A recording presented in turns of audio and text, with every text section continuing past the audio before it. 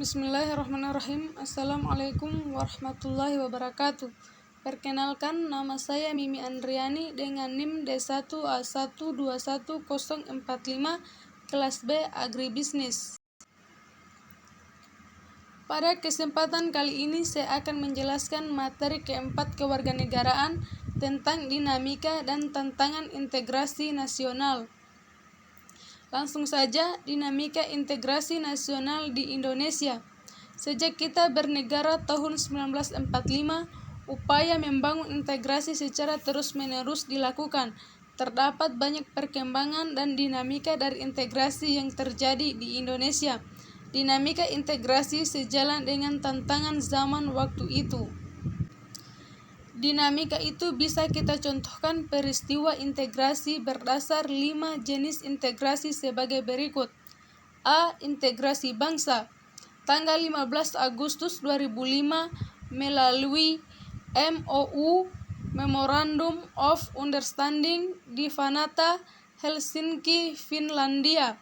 Pemerintah Indonesia berhasil secara damai mengajak Gerakan Aceh Merdeka atau GAM untuk kembali bergabung dan setia memegang teguh kedaulatan bersama Negara Kesatuan Republik Indonesia atau NKRI.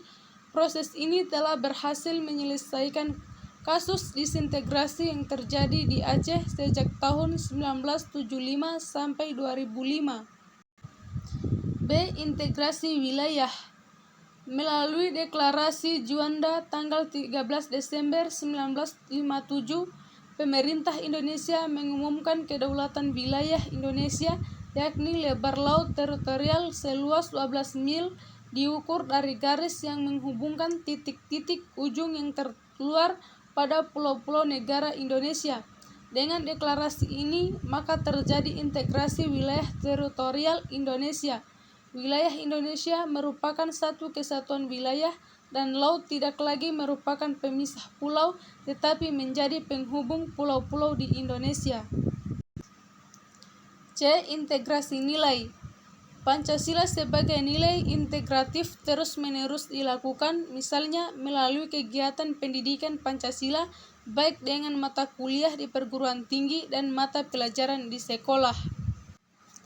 D. Integrasi elit massa. Dinamika integrasi elit massa ditandai dengan seiringnya pemimpin mendekati rakyatnya melalui berbagai kegiatan. E. Integrasi tingkah laku atau perilaku integratif.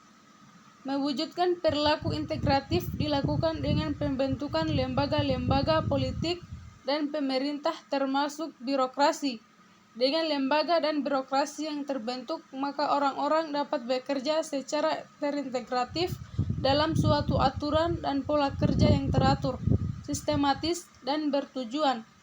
Pembentukan lembaga-lembaga politik dan birokrasi di Indonesia diawali dengan hasil sidang 1 PPKI tanggal 18 Agustus 1945, yakni memilih presiden dan wakil presiden.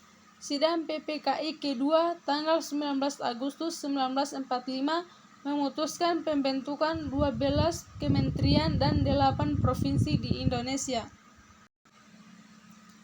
Tantangan dalam membangun integrasi. Dalam upaya mewujudkan integrasi nasional Indonesia, tantangan yang dihadapi datang dari dimensi horizontal dan vertikal. Dalam dimensi horizontal, tantangan yang ada berkenaan dengan pembelahan horizontal yang berakar pada perbedaan suku, agama, ras, dan geografi. Sedangkan dalam dimensi vertikal, tantangan yang ada adalah berupa celah perbedaan antara elit dan massa, di mana latar belakang pendidikan perkotaan menyebabkan kaum elit berbeda dari massa yang cenderung berpandangan tradisional. Masalah yang berkenaan dengan dimensi vertikal lebih sering muncul ke permukaan setelah berbaur dengan dimensi horizontal, sehingga hal ini memberikan kesan bahwa dalam kasus Indonesia, dimensi horizontal lebih menonjol daripada dimensi vertikalnya.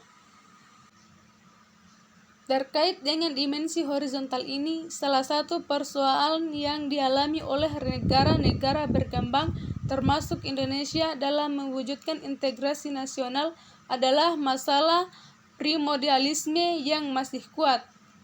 Titik pusat goncangan primordial biasanya berkisar pada beberapa hal, yaitu masalah hubungan darah atau kesukuan, jenis bangsa atau ras, bahasa, daerah, agama, dan kebiasaan.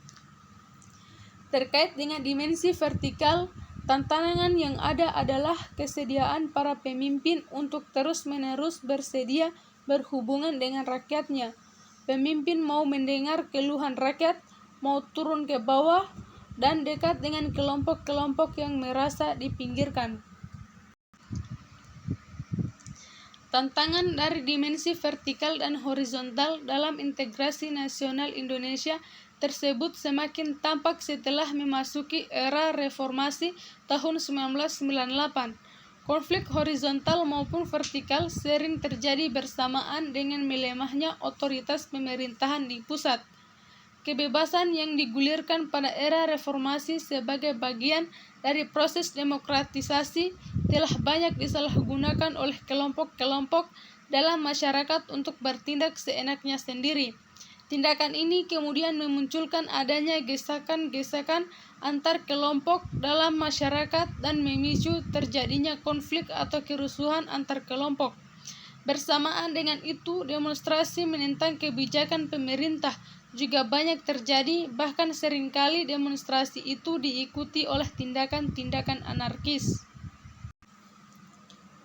Itu saja yang dapat saya sampaikan pada materi keempat kewarganegaraan.